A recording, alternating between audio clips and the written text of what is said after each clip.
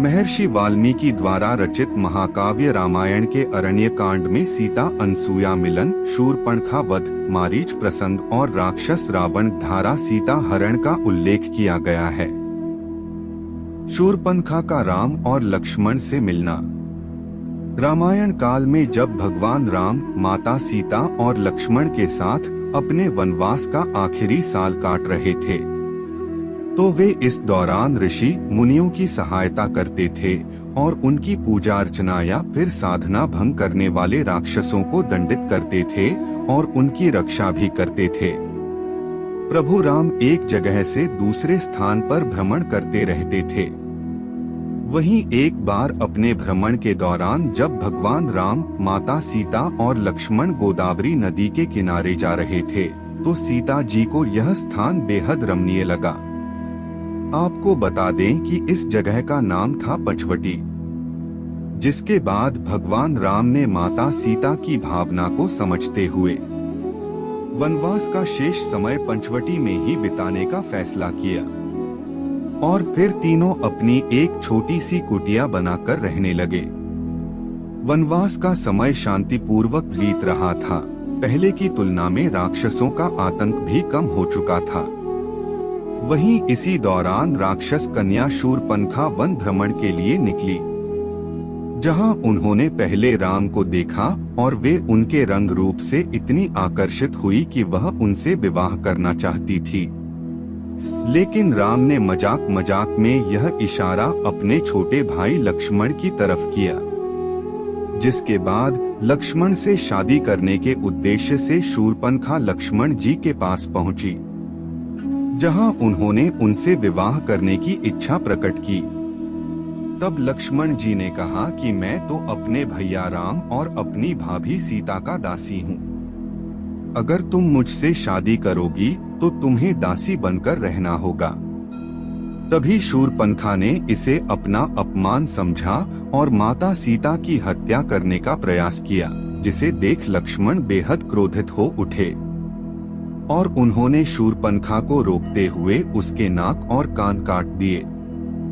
जिसके बाद शूर्पणखा ने इसके बारे में अपने राक्षस भाई खर को बताया और फिर खर अपने राक्षस साथियों के साथ अपनी बहन के अपमान का बदला लेने के लिए निकल पड़े और पंचवटी में भगवान प्रभु की कुटिया में हमला कर दिया। जिसके बाद भगवान राम और लक्ष्मण ने खर और उसके सभी राक्षसों का विनाश कर दिया।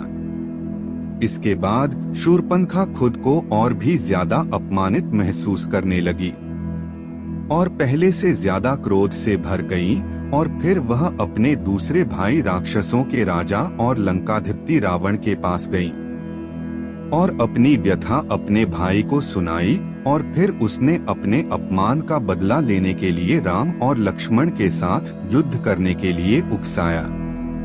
इस दौरान शूर्पणखा ने अपने भाई रावण से सीता जी के सुंदर रूप का भी बखान किया। माता सीता के अपहरण। सीता के सौंदर्य रूप से तो रावण पहले ही बहुत प्रभावित था और अब इसके बाद उसके हृदय में सीता को पाने की इच्छा और भी ज्यादा जागृत हो उठी।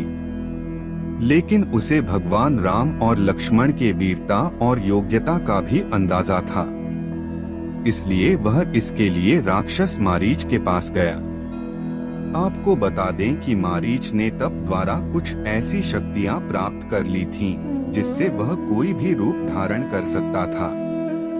वहीं मारीच की इसी शक्ति का रावण फायदा उठाना चाहता था, इसलिए उसने अपनी चाल में उसे शामिल होने के लिए कहा।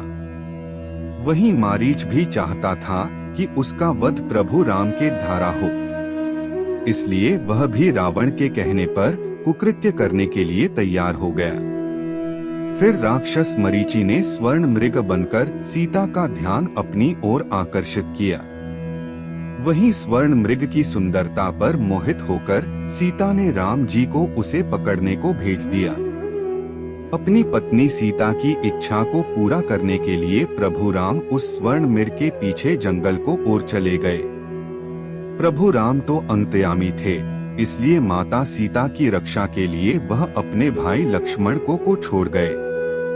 लेकिन काफी देर तक जब भगवान राम नहीं लौटे तो माता सीता को अपने प्रभु की चिंता होने लगी और उन्होंने अपने देवर लक्ष्मण से आग्रह किया कि वह उनके पीछे जाएं। लेकिन लक्ष्मण ने माता सीता को यह समझाने की बहुत कोशिश की, भगवान राम अजय हैं और उनका कोई भी कुछ नहीं कर सकता, क्योंकि लक्ष्मण अपने भ्राता राम की आज्ञा का पालन करते हुए माता सीता की रक्षा करना चाहते थे। लेकिन सीता जी ने लक्ष्मण की एक बात नहीं सुनी और उनको अपने प्रभु को सकुशल ढूंढकर लाने का आदेश दिया। जिसके बाद लक्ष्मण को अपनी भाभी के आदेश के पालन के लिए अपने भाई की आदेश की अवहेलना करनी पड़ी और वे प्रभु राम की खोज में जाने के लिए तैयार हो गए। इसके बाद लक्ष्मण ने माता सीता की रक्षा के लिए कुटिया के चारों तरफ लक्ष्मण रेखा खींच दी, ताकि कोई भी उस रेखा के अंदर प्रवेश नहीं कर सके और माता सीता से भी इस रेखा से बाहर नहीं निकलने का आग्रह किया। और फिर लक्ष्मण भगवान राम की खोज में निकल पड़े। वहीं दूसरी तरफ रावण घात लगाए बैठा था कि कब राम और लक्ष्मण कुटिया से दूर जाएं और वह माता सीता का अपहरण कर पाए। अपना रास्ता साफ होते देख रावण एक साधु का वेश धारण कर माता सीता की कुटिया के आगे पहुंच गया और भिक्षा मांगने लगा। वहीं माता सीता भी उसकी कुटिलता को नहीं समझ सकी और उसके ही भ्रमजाल में फंसकर उन्होंने लक्ष्मण रेखा के बाहर कदम रख दिया। जिसके बाद रावण माता सीता को बलपूर्वक खींचता हुआ अपने पुष्पक विमान में बैठाकर लंका की तरफ प्रस्थान कर गया और इस तरह माता सीता का हरण हो गया। माता सीता ने इस दौरान बुद्धिमानी से अपने आभूषणों को जमीन पर फेंकना शुरू कर दिया ताकि प्रभु राम माता सीता को खोज सकें। वहीं रास्ते में एक विशालकाय पक्षी जटायु ने माता सीता को बचाने की कोशिश की, लेकिन वह इस प्रयास में बलशाली राक्षस रावण से माता सीता को बचाने में सफल नहीं हो सका।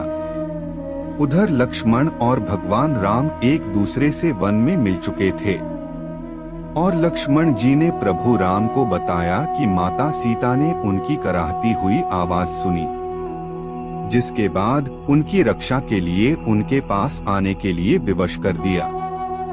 इससे भगवान राम समझ गए कि यह किसी असुर शक्ति का मायाजाल है और सीता जी किसी कठोर संकट में हैं। जिसके बाद दोनों माता सीता की खोज करते हुए जटायु से मिले। तब उन्हें पता चला कि उनकी पत्नी सीता को लंकापति रावण उठाकर ले गया है और फिर दोनों भाई सीता को बचाने के लिए निकल पड़े।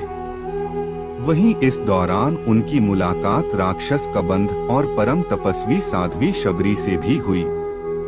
उन दोनों ने उन्हें सुग्रीव और हनुमान तक पहुंचाया और सुग्रीव से मित्रता करने का सुझाव दिया।